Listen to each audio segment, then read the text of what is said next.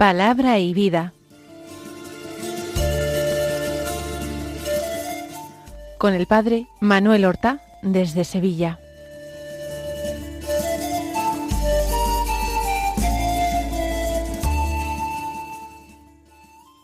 En el nombre del Padre, y del Hijo, y del Espíritu Santo. Amén. Alabados sean Jesús y María. Muy buenos días, queridos amigos, oyentes de Radio María y seguidores del programa Palabra y Vida. Hoy debería ser el sábado de la 23ª semana del tiempo ordinario. Pero resulta que este sábado es 14 de septiembre y en este día la Iglesia celebra una importante fiesta, la fiesta de la exaltación de la Santa Cruz. ¿Qué es lo que conmemora esta fiesta? Pues que la madre del emperador Constantino, el emperador romano Constantino, Santa Elena, en el año 320, realizando excavaciones en la ciudad de Jerusalén, a donde había acudido con todas las recomendaciones y cartas de presentación de su hijo, provista de medios materiales y movida por su gran piedad, porque era una creyente fervorosa, en el año 320, como digo, encontró, excavando junto al Calvario, la Santa Cruz de nuestro Señor Jesucristo. Posteriormente, invadida Jerusalén por los persas, el rey Cosroes se llevó la cruz como botín, como trofeo de guerra. Más tarde, el emperador romano Heraclio, emperador en Bizancio, recuperó la cruz en el año 614 y la devolvió a Jerusalén. Estas vicisitudes de la cruz y sobre todo la importancia que la cruz tiene para el cristiano como signo importantísimo, central de nuestra fe, es lo que hoy conmemoramos. Es la cruz gloriosa, es la exaltación de la Santa Cruz. Como primera lectura de la misa tiene lecturas propias de la fiesta, como primera lectura hay dos posibilidades a elegir. Cuando esta fiesta coincide en domingo, entonces la liturgia de la fiesta pasa por encima del domingo, al tratarse de una fiesta del Señor. Y entonces se hacen las dos lecturas, la del Antiguo Testamento y la Epístola. Como este año es sábado, solamente debemos hacer una lectura.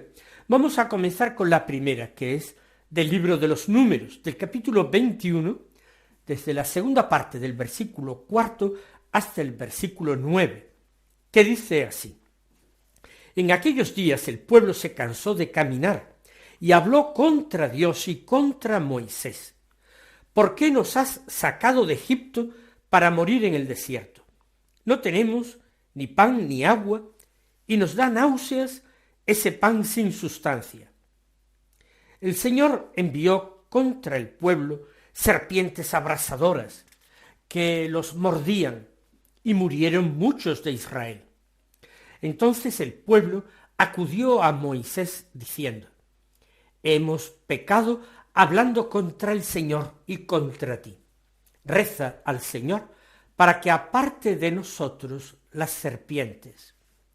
Moisés rezó al Señor por el pueblo, y el Señor le respondió: Haz una serpiente abrasadora y colócala en un estandarte.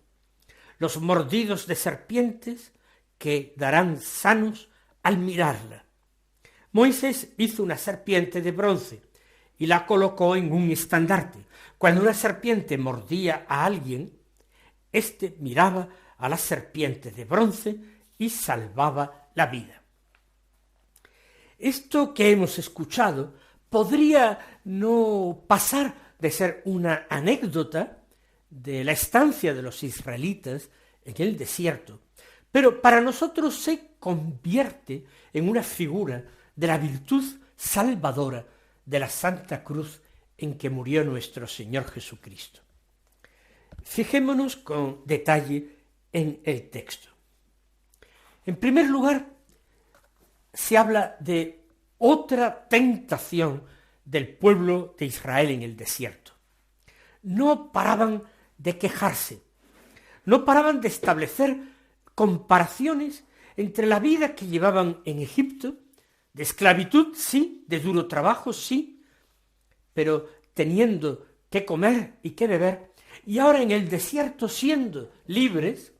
Sin embargo, empiezan a experimentar carestía de alimentos, materiales, de bebida. Y en esa estancia, que se prolongará muchos años, precisamente por esa obstinación del pueblo, dice el texto que se cansó de caminar. Las jornadas por el desierto eran duras. La subsistencia a veces era precaria. Y entonces habló contra Dios. Porque manifestar la poca confianza en Dios, que lo había sacado de Egipto para liberarlo y para darle en propiedad una tierra, la tierra prometida a Abraham, una tierra fecunda, esa desconfianza en relación a Dios y en relación al enviado de Dios, que era Moisés, constituía un pecado grave. No bastaban ya las pruebas que Dios había dado de su amor y de su solicitud. Todavía era preciso esta reclamación tan continuada. Más aún, atribuir a Dios y a Moisés con él intenciones ocultas y malvadas. Nos ha sacado de Egipto para morir en el desierto, para hacernos morir en el desierto. No tenemos ni pan ni agua y nos da náuseas ese pan sin sustancia. Les da asco el maná, ese pan sin sustancia. Es el maná que Dios les concedía día tras día. Se han hartado, quieren variedad de alimentos. Y el Señor responde, afligiendo al pueblo con males mucho mayores. Envió contra el pueblo serpientes abrasadoras. Se les llama abrasadoras porque la picadura de la serpiente, su mordedura, producía un dolor intenso, semejante al de una quemadura. Y era una picadura que resultaba en muchos casos mortal. Murieron muchos en Israel. No han mejorado sus condiciones, sino que han empeorado. De alguna manera esas serpientes abrasadoras nos están hablando de la primera serpiente en el paraíso, el tentador. De hecho, el tentador que parece que promete la vida y la felicidad y le propone a Adán y Eva abrir los ojos para ser como dioses. Esa serpiente astuta en el fondo solo quiere la destrucción del hombre y la ruina de su felicidad. Aquí ocurre exactamente lo mismo, incitados contra Moisés y contra Dios. Ahora son víctimas de esa misma serpiente que engañaba. Y ellos, en medio de sufrimientos, ahora se vuelven otra vez a Moisés para decirle: hemos pecado hablando contra el Señor y contra ti. La experiencia del mal, de la muerte, del sufrimiento, cuando uno se aleja de Dios, es lo que a veces permite volver a Él. De modo que esos castigos de Dios son medicinales. En el fondo se trata de la única manera que Dios tiene para hacer volver, para convertir a Él ese pueblo rudo y obstinado. Reza por nosotros a Dios. Y Moisés rezó al Señor por el pueblo. Es el gran intercesor, el que se pone siempre en medio, entre el pueblo y Dios, haciendo un oficio verdaderamente sacerdotal de intercesión. E inmediatamente a esa oración de Moisés responde el Señor: haz una serpiente abrasadora y colócala en un estandarte. Evidentemente, cuando Dios le dice que haga una serpiente, se está refiriendo a que haga la imagen de una serpiente y que la levante sobre un estandarte.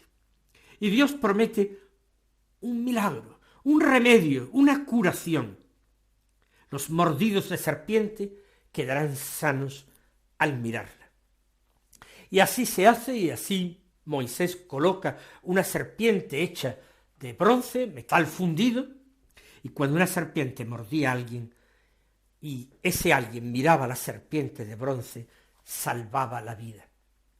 Y así el Señor también nos ha dado a Cristo crucificado, levantado sobre la tierra, para que todo aquel que le mire con fe quede inmediatamente salvo, porque en la cruz, símbolo de muerte, como la serpiente lo era para los israelitas, en esa cruz, símbolo de la muerte del Mesías, se nos comunica la vida del Mesías.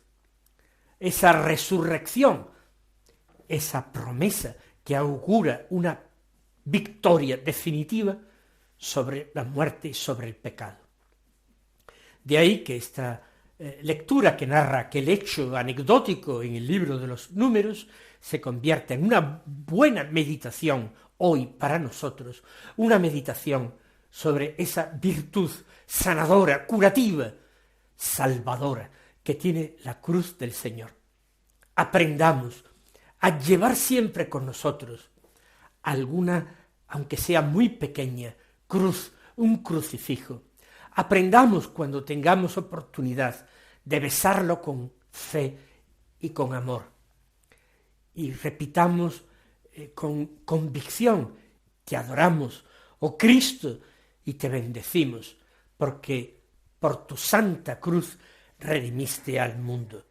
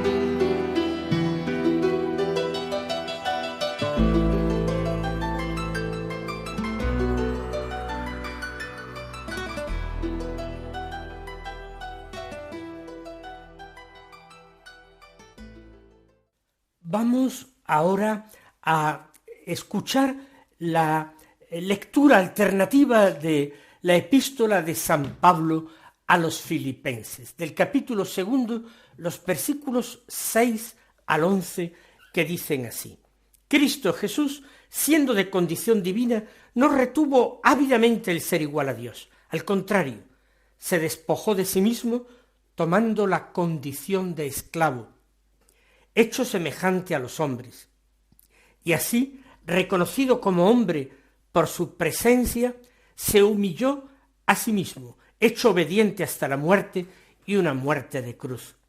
Por eso Dios lo exaltó sobre todo y le concedió el nombre sobre todo nombre, de modo que al nombre de Jesús toda rodilla se doble en el cielo, en la tierra, en el abismo, y toda lengua proclame: Jesucristo es Señor, para gloria de Dios Padre. San Pablo, en este himno de la carta a los filipenses, está hablando de la obediencia de Cristo, que le llevó a una kenosis profunda, a un abajamiento, a una humillación extraordinaria. Esa obediencia al Padre, modelo perfecto de lo que ha de ser nuestra obediencia. Una obediencia totalmente filial, que implica un abandonarse con confianza amorosa en manos de Dios. Cristo Jesús, siendo de condición divina, efectivamente era el Hijo del Padre Eterno, era el Verbo en la Trinidad, la segunda persona divina. Y sin embargo, dice, no retuvo ávidamente el ser igual a Dios.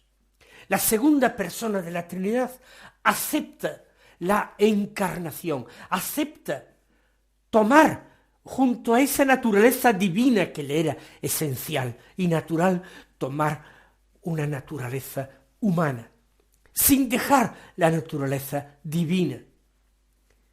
Es el misterio de la encarnación, un misterio extraordinario del amor de Dios que quiere acercarse al hombre, llegarse hasta el hombre.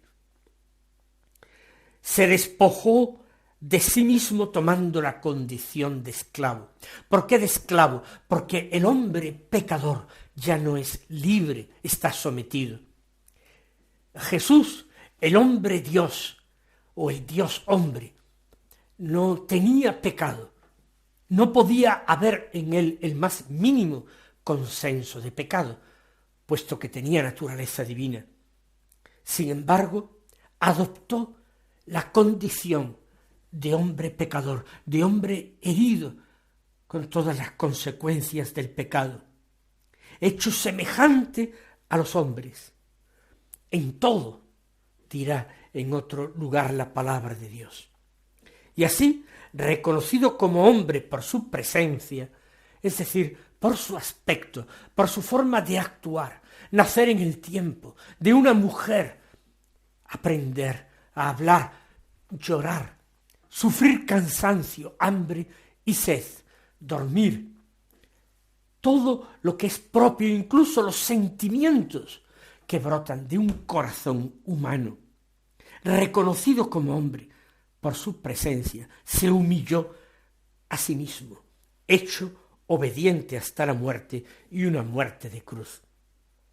No hay una humillación más extraordinaria, más increíble que la de la encarnación. Y además, no para hacerse un hombre distinguido entre los hombres, un hombre poderoso, rico, para hacerse un hombre pobre, para aceptar el sufrimiento y la muerte más espantosa que se pueda imaginar en la cruz. Obediente al Padre hasta la muerte. Por eso Dios lo exaltó sobre todo y le concedió el nombre sobre todo nombre. La humillación de Cristo tiene su final en la resurrección con su exaltación sobre todo lo creado. Se convierte en Rey del universo creado, del universo visible y del universo invisible.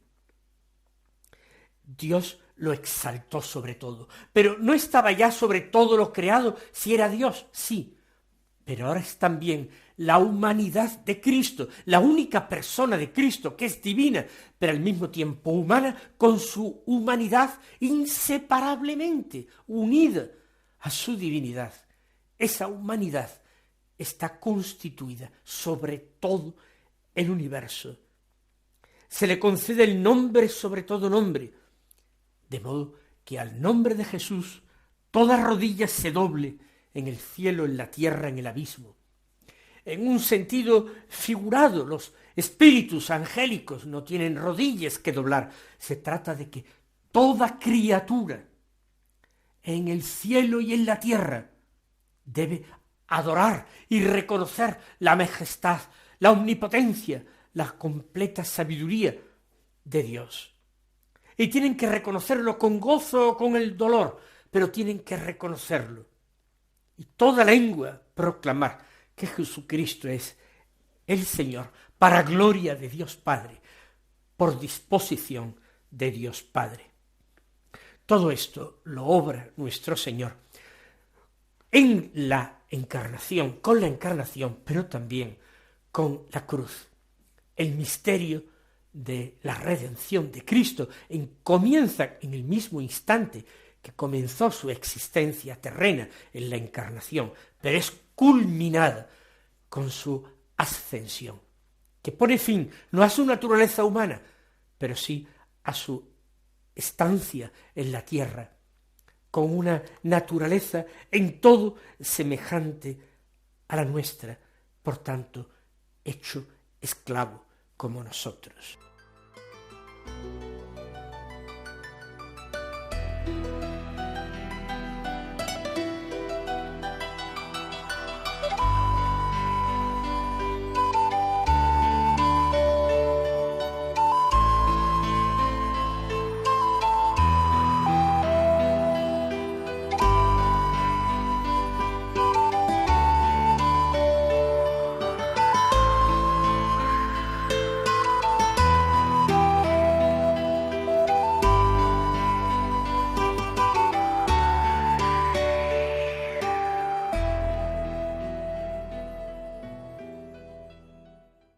Solo nos queda tiempo para escuchar el Santo Evangelio, pero vamos a hacerlo. De San Juan capítulo 3, versículos 13 al 17, que dicen así: En aquel tiempo dijo Jesús a Nicodemo: Nadie ha subido al cielo sino el que bajó del cielo, el Hijo del Hombre.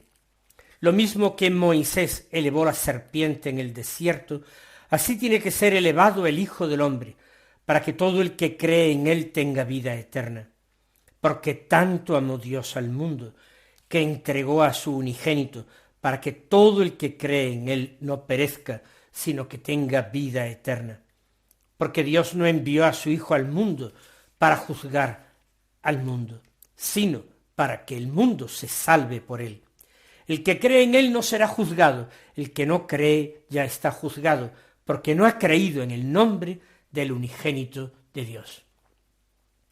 Pues vamos a creer nosotros firmemente que no tenemos otro Salvador, no tenemos otra esperanza, no tenemos otro amor, más que Jesucristo encarnado por nosotros. Jesucristo nuestro Maestro, Jesucristo nuestro hermano, Jesucristo que entregó su vida en la cruz para salvarnos, y Jesucristo que la recuperó en su resurrección, para poder así también a nosotros un día glorificarnos. Él os bendiga y hasta mañana si Dios quiere.